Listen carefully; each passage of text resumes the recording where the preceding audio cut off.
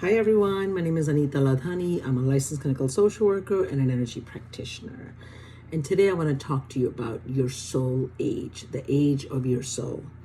Now, from the get-go, if this is something that does not, match your belief system, please do me a favor, switch, roll, turn, go do something else. Do not watch the rest of the video because the intention here is not to challenge or offend anyone, okay? But if this is of interest to you, then please listen on. So our soul this is not our first time doing this game of life. We just happen to be in this physical body in this time with these people, but this is not our first rodeo, so to speak, right? So depends on how many times you've played this game of life over the last, how many hundreds of years. That determines the age of your soul.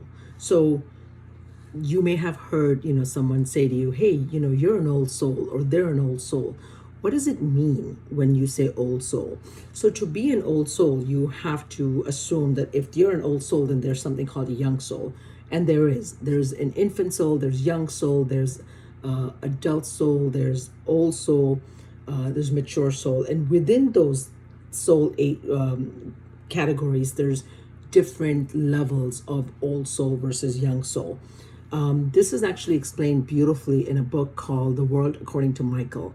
It's an out-of-print book, so it's difficult to find it, but if you can get your hands on it, it's fantastic.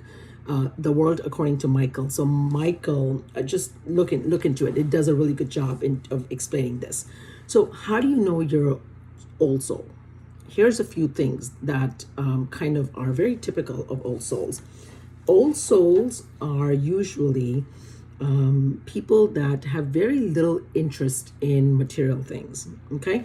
Now, depends on the age. Like if you're a young old soul, if you're old soul, like I'm somewhere in the middle, I think, because I like material things, but it's not my primary focus. I want comfortable things, but it's not like I'm not chasing that. Young souls are very, very driven. They want material, achievements.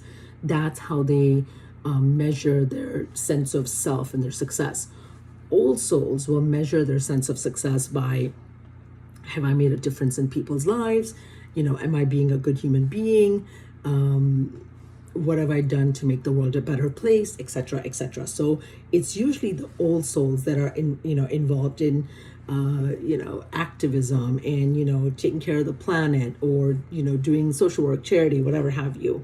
Now, mind you, you may have someone, a soul doing a lot of charity, philanthropic work, but they may not necessarily be an old soul. Because what's the difference? Well, are they constantly posting it on social media, hoping for attention?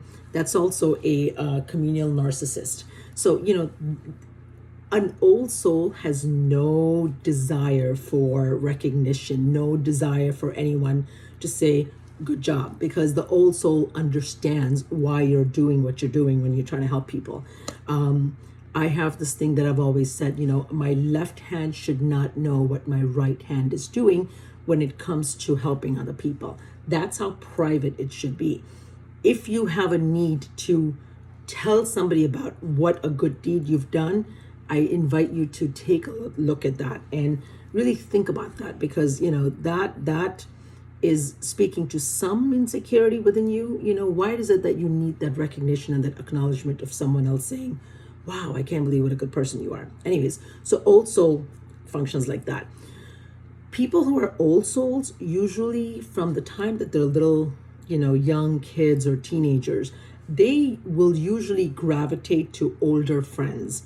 Okay, so for example, they'll have friends their own age, because again, you go to school, you're going to have friends, but the people that they really connect with are going to be much older. They just, you'll see little, young kids, 6, 7, 8-year-olds sitting and having just an entire conversation with an adult. When you have other kids who don't do that, they're just busy playing and jumping and doing what they're doing, but a old soul who's a child will have that sense of depth, have that sense of maturity. When you look into the eyes of an old soul, you will see just a wisdom and this far away look. It's like you could get lost in their eyes, because again, what you're looking at is the experience, the depth, all of the past lives that they've had, all of those experiences currently into it, right? Now, other things with old soul is that old souls will also have they usually have harder lives, challenging lives, because again, when you choose to be born, when I chose to be born, I decided, what lessons I wanted to learn. I decided, what do I want to work on in this lifetime? And we're old souls, right? I'm an older soul. I'm a young old soul, which I know that for a fact. I mean, maybe I'm wrong, but, so it is what it is. And so for me, I know that, I chose certain curriculum in this life. There's one sort of metaphor, analogy of life and earth being a school, and you're coming to learn lessons. I mean, that's a nice analogy, to make this point.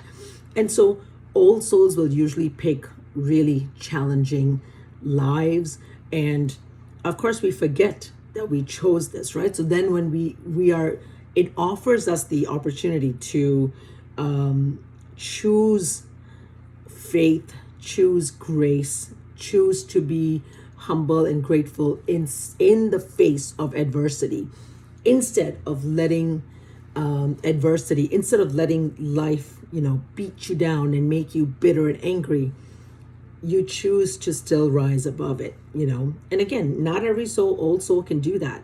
That's really the challenge. That's really the lesson. One of the lessons of having that challenging life is that choice, that opportunity, so to speak, to step in and be in grace. So I think, let me just look at my notes. Yeah, I think that's it. Anyways, if you have any questions, I hope this was helpful. Love and light. Take care. God bless.